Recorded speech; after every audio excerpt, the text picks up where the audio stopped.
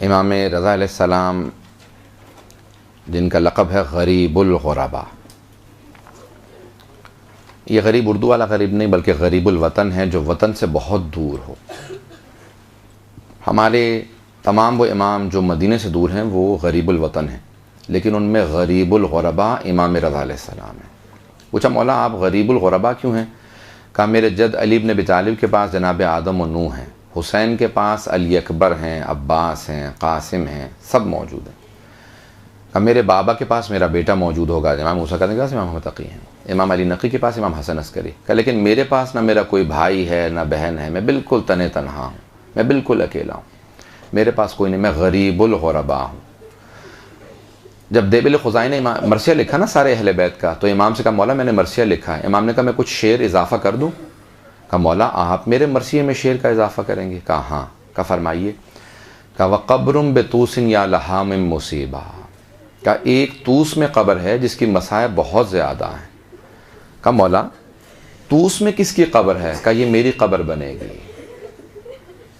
کہا مولا آپ کی قبر طوس میں بنے گی؟ کہا ہاں۔ کہا مولا پھر آپ غریب الغربا کیوں ہیں؟ کہا کوئی میرے پاس نہیں ہوگا، میں بہت دیر تک تنہا رہوں گا، میری ساری بہنیں میرے بھائی راستے میں شہید کر دیے جائیں گے۔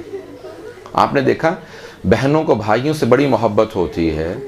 جناب زینب کبریٰ نے سنا نا کہ امام حسین کربلا جا رہے ہیں، کہ بھیا میں آپ کے ساتھ جاؤں گے۔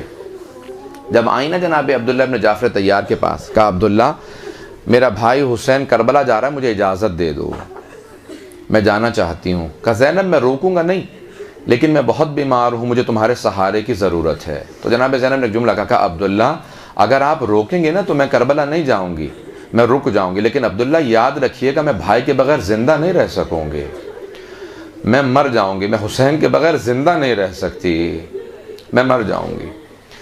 راوی کہتے ہیں سب علماء نے لکھا ہے کہ جناب زینب جو ہر روز امام حسین کو دیکھتی تھی، جب میدان کربلا سے بی بی چلی نا تو کہا کہ بھیا میں آپ کے لاشوں کو چھوڑ کے جا رہی ہوں، میں آپ کے بغیر جی نہیں سکوں گی۔ لیکن روایت کے الفاظ ہیں کہ بی بی نے ایک مرتبہ بھی کبھی سر اٹھا کے امام حسین کے سر کو نہیں دیکھا، جو نیزے پہ بلند تھا نا کبھی سر کو اٹھا کے دیکھتی نہیں تھی۔ جب کسی نے پوچھا آپ سر اٹھا کے دیکھتی کیوں نہیں ہیں آپ امام حسین کے بغیر زندہ نہیں نہ رہ سکتی تو سر کو دیکھ لیا کریں؟ کہا نہیں میں جب سر اٹھاتی ہوں نا تو میں دیکھتی ہوں کہ نامحرموں کا مجمع ہے، میں اس لیے سر دوبارہ جھکا لیتی ہوں۔ جب واپس بھی آئیں تو ایک ہی شکوہ کیا، کہا نانا آپ کی امت نے میرا پردہ لوٹ لیا تھا، اجرکم اللہ۔ تو کچھ بہنوں کو بھائیوں سے بڑی محبت ہے، ایک جناب زینب کبریٰ ہیں جنہیں بھائی سے بڑی محبت ہے، ایک اور بہن ہے جسے بھائی سے بڑی محبت تھی۔ میں پیش کروں آپ کے سامنے الفاظ، میری بہنیں بیٹیاں بیٹھی ہیں، جملے کو میں پیش کرتا ہوں۔ سید نعمت اللہ جزائری نے انوار نعمانیہ میں لکھا کہ اس بہن نے خط لکھا میدان کربلا میں اور قاصد سے کہا میرے بابا کو خط دے دینا، وہ عراق گئے ہیں۔ کہا علامت کیا ہے آپ کے بابا کی؟ کہا میرے بابا کے دائیں طرف میرے چچا عباس کھڑے ہوں گے، بائیں طرف میرا بھیا علی اکبر کھڑا ہوگا، کہا دونوں بہت خوبصورت ہیں، میرے بابا مسند پہ بیٹھے ہوں گے۔ میرے بابا سے صرف ایک جملہ کہنا، بابا اب میں بیمار نہیں، مجھے بلا لو۔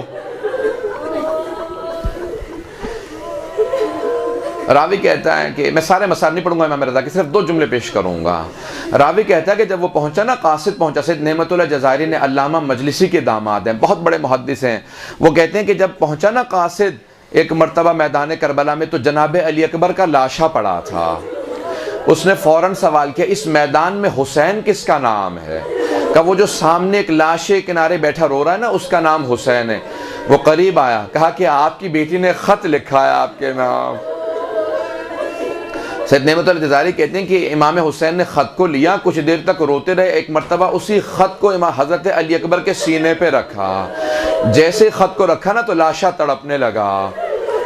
امام حسین نے خط پڑھا، آج تک کوئی بتا نہیں سکا کہ خط میں لکھا کیا تھا۔ امام حسین نے کہا یہ میری بیٹی کو خط لوٹا دینا۔ کہا آج جواب کیا ہے؟ کہا یہ جو اس پہ خون لگا ہے نا یہی جواب ہے۔ اس بہن کو بھی بھائی سے بڑی محبت تھی۔ پیش کروں تیسری کون سی بہن ہے جسے بھائی سے بڑی محبت ہے؟ اس بی بی کا نام ہے فاطمہ معصومہ یا معصومہ قوم۔ جب امام رضا چلے گئے نا مدینے سے، اس بہن نے کہا اپنے سارے بھائیوں کو بلا، 18 بھائی تھے، ایک بھائی مشہد چلا گیا تھا، کہا اے میرے بھائیوں مجھے میرا بھائی رضا بہت یاد آتا ہے، کوئی رات ایسی نہیں گزرتی جس میں اپنے بابا سے شکوہ نہ کروں، بابا میرا بھائی چلا گیا۔ میں باب الحوائج سے کہتی ہوں، اے میرے بابا موسیٰ کاظم، میرا بھائی رضا بھی چلا گیا۔ بابا میں ہر عید پہ آپ کو یاد کیا کرتی تھی، بابا اب تو میرا بھائی بھی چلا گیا۔ سب بھائیوں سے رو کے کہا مجھے میرے بھائی رضا سے ملا دو۔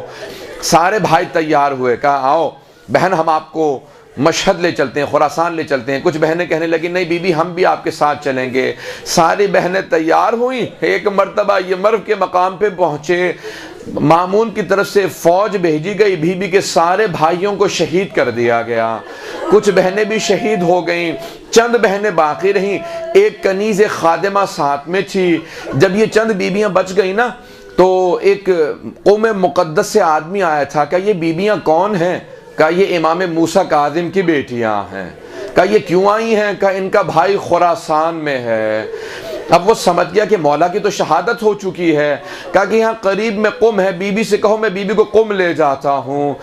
ایک مرتبہ جب چلنے لگے نا تو اس نے پوچھا، اس کنیز سے پوچھا، کہا کیا بات ہے جہاں یہ بیویاں پاؤں رکھتی ہیں یہ زمین سرخ کیوں ہو جاتی ہے؟ کہا میری بیوی کی اونٹنی کو مار دیا گیا، نالین ٹوٹ گئے ہیں، پاؤں بہت زخمی ہیں، پتھروں پہ چل چل کے میری بیوی کے پاؤں زخمی ہو گئے ہیں۔ جہاں بیوی پاؤں رکھتی ہیں زمین سرخ اس لیے ہو جاتی ہے کہ پاؤں سے خون بہ رہا ہے۔ اس نے بیوی کو قم کے باہر روکا، کہا قم والو یہ سارے حجاب اتار دو، کالے پرچم اتار دو۔ کہا کیوں؟ کہا کہ امام رضا کی بہن پردیس میں آئی ہے، مدینے سے چلتی ہوئی آئی ہے، بہن کو پردیس میں بھائی کی شہادت کی خبر نہ دینا۔ قوم والوں نے سارے سیاہ پرچم اتار دیے۔ آج بھی بی بی کے حرم کے قریب جب جائیں گے نا، ایک گھر ہے اسے بیت النور کہا جاتا ہے، وہاں بی بی اپنی عبادت کر رہی تھی محراب میں۔ اچانک بی بی کے کانوں میں آواز گئی، کوئی خاتون کہہ رہی تھی ہائے مولا رضا مارا گیا، ہائے مولا کو زہر دے دیا گیا۔ بی بی نے اپنے خادمہ کو آواز دی، کہا ذرا جا جا کے اس خاتون کو بلا کے لا، یہ بار بار کیوں کہہ رہی ہے میرا مولا رضا مارا گیا؟ بی بی نے بلایا کہ کس مولا رضا کی بات کر رہی ہو؟ اس خاتون نے کہا بی بی آپ کیسی شیعہ، آپ کو نہیں معلوم ہمارے 8ویں امام کو زہر دے دیا گیا۔ ایک مرتبہ جناب معصومہ قم زمین پہ گر گئے، کہا بھیا میرا انتظار نہیں کیا، میں قم سے چل کے آئی تھی، میں بڑی تمنا سے حسرت سے آئی تھی، میں اپنے بھائی سے ملوں گی، میرا بھائی مجھے پیار کرے گا۔ اجرکم اللہ۔ بس میں 2 جملے پیش کروں گا، مجھے معاف کیجئے گا اگر میں سخت جملے پڑھ دوں۔ وہاں امام رضا مشہد میں تڑپ رہے تھے، کہا خواجہ ابا سل سے، کہا خواجہ تم مجھے غسل و کفن نہ دینا۔ کہا مولا کون غسل و کفن دے گا؟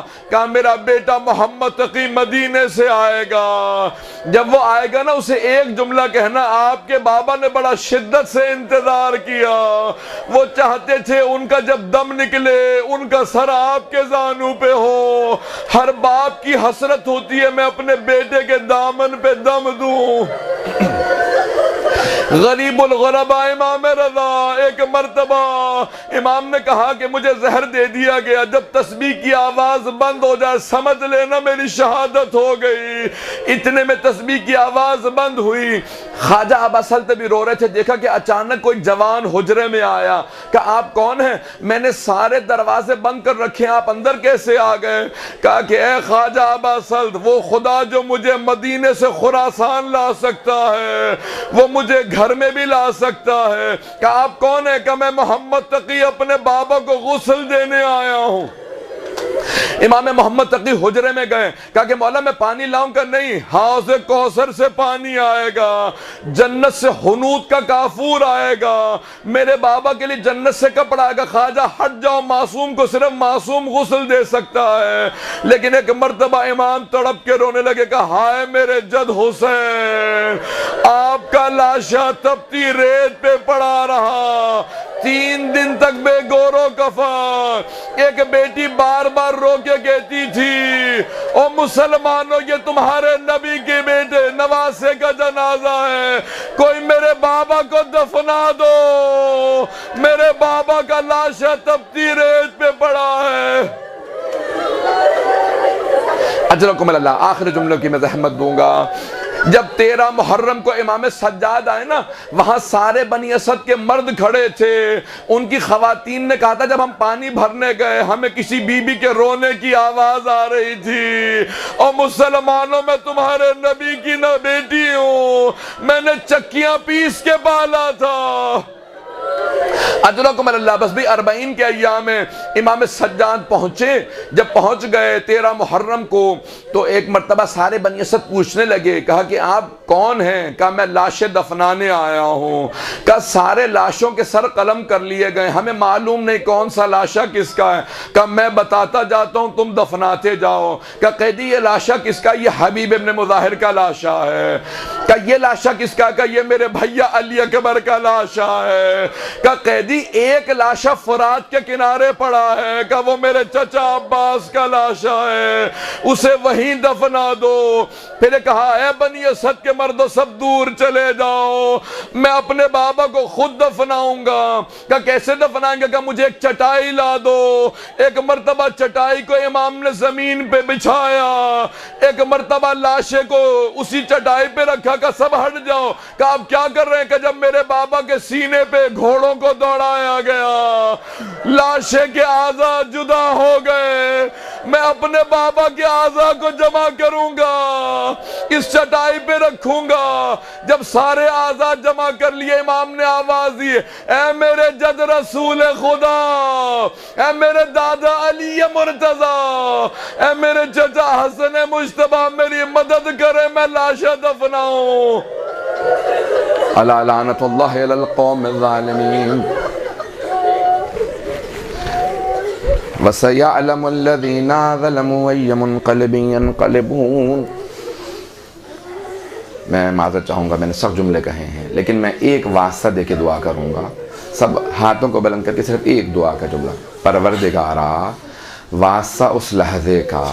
ایک بہت بڑے مرجع تقلید نے کہا جو امام حسین کی زیارت کے لیے جائے نا، اسے کہہ دینا کہ دیکھو سونے چاندی کی زری دیکھ کے، روشنی دیکھ کے کبھی دھوکہ نہ کھانا، وہ جو قبر میں لاشا پڑا ہے نا وہ بڑا زخموں سے چور چور ہے، وہ لاشا بڑا زخموں سے چور چور لاشا ہے۔ امام سجاد نے سارے اعضاء کو جمع کیا، چٹائی پہ رکھا، پھر اس کے بعد کہا اے مردو دور ہٹ جاؤ، میں خود دفناؤں گا۔ خود امام سجاد قبر میں اترے، کٹے ہوئے گلے کے نیچے رسول عربی نے ہاتھ رکھے، ٹوٹی ہوئی پسلیوں کے نیچے علی مرتضیٰ نے ہاتھ رکھے، قدموں کے نیچے حسن مجتبیٰ نے جب لاشا اٹھایا نا، امام سجاد جب لاشا لینے لگے نا، چٹائی پہ رکھا لاشا، تو محسوس کر رہے تھے کوئی بی بی کنارے کھڑی ہے، بار بار کہتی ہے سجاد ذرا آرام سے لاشا لینا، میرے بیٹے کا لاشا بڑا زخموں سے چور چور ہے۔ امام سجاد نے لاشے کو رکھا، قبر کو بند کیا، جب جانے لگے نا تو قبر پہ ایک جملہ اپنی انگلی سے لکھا، ھذا قبر ابی عبداللہ الحسین الذی قتل غریبا وعطشانا۔ یہ ابا عبداللہ الحسین کی قبر ہے جسے غربت کے عالم میں پیاسا ذبح کر دیا گیا۔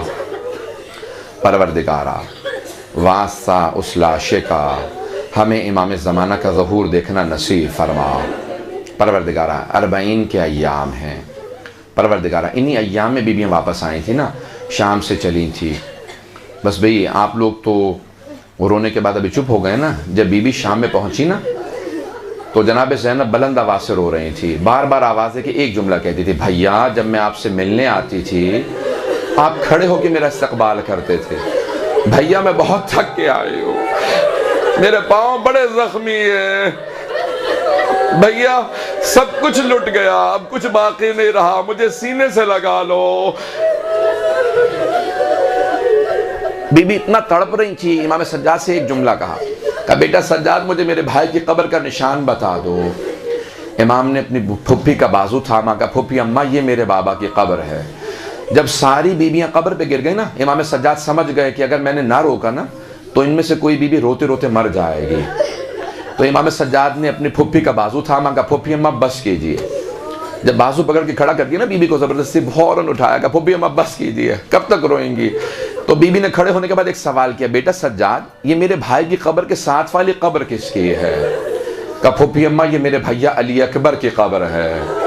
بیوی دوبارہ گر گئے، پھر رونے لگیں، پھر ایک ایک قبر پوچھتی جاتی تھی، امام سجاد بتاتے جاتے تھے۔ میں صرف ایک واسطہ باب الحوائج کا دے رہا ہوں، تمام حاجات یہاں پہ قبول کی جائیں گی، میرا وعدہ ہے آپ سے۔ جناب عباس کا صرف ایک واسطہ دے رہا ہوں۔ امام سجاد نے ساری قبریں بتا دی۔ جناب زینب نے ایک سوال کیا، بیٹا سجاد آپ نے ہر شہید کی قبر بتائی ہے لیکن میرے بھیا عباس کی قبر کا نشان نہیں بتایا۔ میرے بھیا عباس کی قبر کہاں؟ کہ پھوپھی اماں میرے ساتھ چلیں، میرے چچا کی قبر فرات کے کنارے ہے۔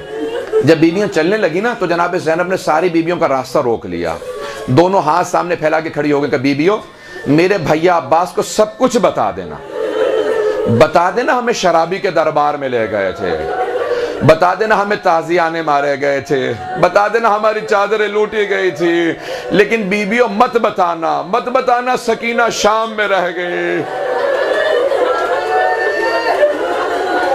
میرے بھائی کی غیرت برداشت نہیں کرے گی۔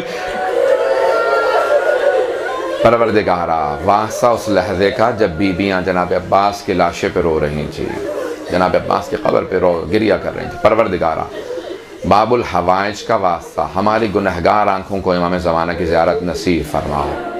پروردگارا ہم سب کی عاقبت بخیر فرما، خلوص نیت سے دین کی خدمت کی توفیق عنایت فرما، ہم سب کو اخلاص کے ساتھ خدمت جناب سید الشہداء کی توفیق عنایت فرما، ہم جو مجالس پڑھیں جو ذکر کریں اپنی بارگاہ میں قبول و منظور فرما، ہم سب کی عاقبت بخیر فرما۔ پروردگارا ہم سب کو اہل بیت علیہ السلام کی خوشنودی نصیب فرما، امام زمانہ کا ظہور دیکھنا نصیب فرما، ہمارے مقامات مقدسہ کی حفاظت فرما، نجف و کربلا کی، کاظمین کی، سامرہ کی، بلد کی، شام کے تمام روضوں کی حفاظت فرما، جنت البقیع تعمیر ہوتا دیکھنا نصیب فرما، جو ہاتھ بلند ہے کسی کو رد نہ فرما۔ پروردگار سب کی دعائیں اپنی بارگاہ میں قبول و منظور فرما۔ پروردگار ہم سب کو زندگی میں امام حسین کی زیارت نصیب فرما، آخرت میں امام حسین کی شفاعت نصیب فرما۔ پروردگار ہم سب کو تمام آئے اہل بیت علیہ السلام کی زیارت نصیب فرما۔ ربنا تقبل منا انك انت السميع العليم بحق محمد وآله الطيبين الطاهرين المعصومين برحمتك يا ارحم الراحمين وصلى الله على محمد وآله الطاهرين